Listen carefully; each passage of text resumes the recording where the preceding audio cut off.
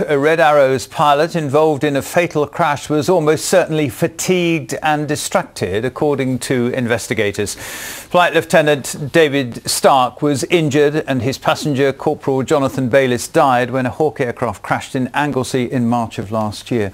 Jo Makel has more on this story. She's with us now. What has the investigation found? Well, Peter, as viewers may remember, the Red Arrows team, or part of that team, had been at RAF Valley on Anglesey to do some routine training, and they were just about to come back to RAF Scampton, their base, when this crash happened.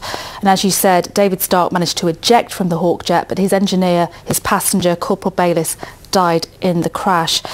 Now, the investigation found that the crash happened as they were intending to simulate an engine failure, but during the manoeuvre, the plane stalled and crashed. And what the panel found was that although Flight Lt Stark was an experienced pilot, used to doing this manoeuvre, his work routine meant that he hadn't had sufficient rest.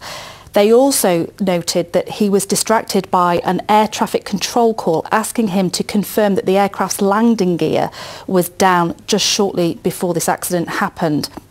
Now, this all happened so quickly. They said that he'd ejected about half a second before the crash happened, and there just wasn't enough time for him to properly warn Corporal Bayliss.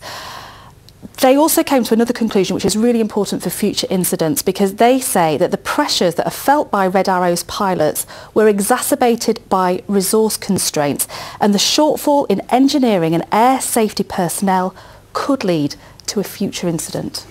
Jo, thank you very much indeed.